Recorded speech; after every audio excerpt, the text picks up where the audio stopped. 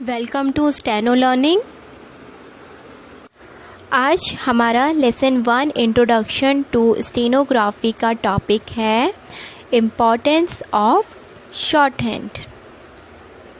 Importance of short hand. When shorthand was invented in the 4th century BC, it was used only for verbatim reporting of speeches.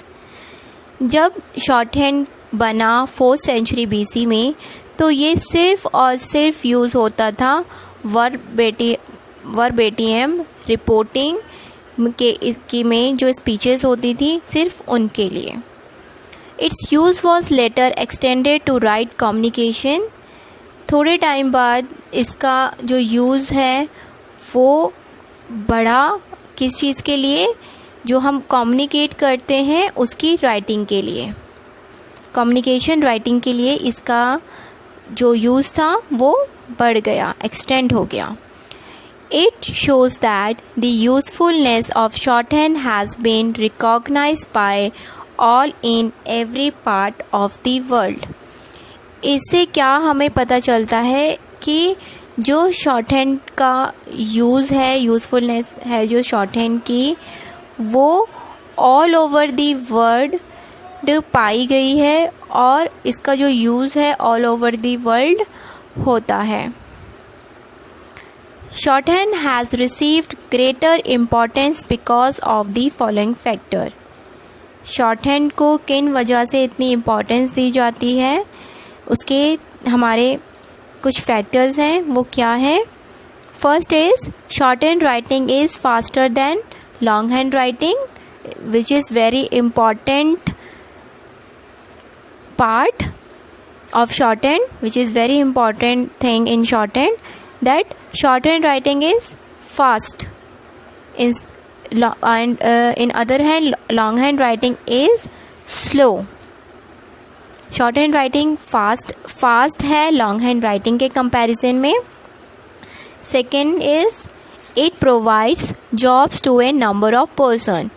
जो shorthand writing है ये ज़्यादा से ज़्यादा लोगों को जॉब प्रोवाइड कराता है, उनको ज़्यादा नंबर ऑफ पर्सन्स को ये जॉब दिलाता है। इसके लिए भी इसका जो इम्पोर्टेंस है वो ज़्यादा है। Third, it saves time and energy. ये हमारा टाइम और एनर्जी दोनों सेव करता है short hand writing. Next point is stenographer, his techniques and equipment। Stenographers की क्या टेक्निक्स होती हैं और क्या क्या इक्विपमेंट की उसको ज़रूरत होती है। Qualities of A successful stenographer. During the course of his official duties, a stenographer may have to take dictation, receive telephone calls and visitors, fix appointment for his officer, maintain diary of engagements, meetings and reminder to be sent, keep a note of movement of files and generally assist his officer in such matter as the letter may direct। उसके during the course of his official duties, उसके official duties क्या क्या हो सकती हैं stenographer की? उसको dictation लेना होता है और उसको फ़ोन कॉल भी रिसीव करना होता है।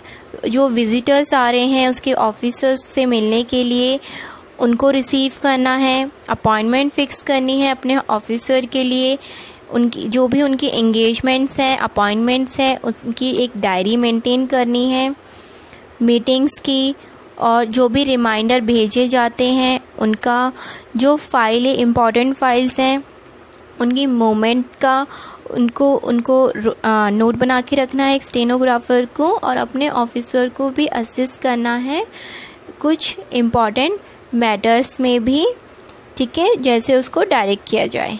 सो ये एक क्वालिटीज़ है एक सक्सेसफुल स्टेनोग्राफर की, एंड जॉब ड्यूटीज़ भी हैं। Okay, He may also dispose of such works which he is authorized to do during the absence of his officer. एक स्टेनोग्राफर के पास एक ये भी अथॉरिटी होती है कि वो अपने ऑफिसर के एब्सेंस में वो काम भी कर सके जो उसका ऑफिसर उसको ऑथराइज करेगा, ठीक है. In order to take dictation accurately and neatly, speed, legibility, sharp gaps, hard work, and good knowledge of the language are essential prerequisites. Order to take dictation accurately के साथ साथ उनकी जो डिक्टेशन है वो एकदम करेक्ट होनी चाहिए, साफ़ सुथरी होनी चाहिए, स्पीड होनी चाहिए, ठीक है, एकदम शार्ट, और वो hard working and good knowledge होनी चाहिए लैंग्वेज की. ये सारी चीज़ें भी रिक्वायर्ड है एक स्टेनोग्राफर की क्वालिटीज़ में. But to perform the general duties as listed above he should possess the following qualities. जैसे कि जो जनरल ड्यूटीज़ बताई गई हैं ऊपर एक स्टेनोग्राफर की, उसके साथ साथ उसके अंदर कुछ और भी क्वालिटीज़ हैं जो होनी चाहिए, जैसे कि पंक्चुअलिटी होनी चाहिए, पेशेंस एंड पर्सनल क्वालिटीज़ होनी चाहिए, सिंसियरिटी एंड पर्सनैलिटी होनी चाहिए. सो these all for these qualities is also required in a successful stenographer with his general duties or job duties. Okay, that's all for today. That is the topic of which we had done today, is the importance of shorthand with the qualities of a successful stenographer. I hope you understand all the each and every point which I explained to you.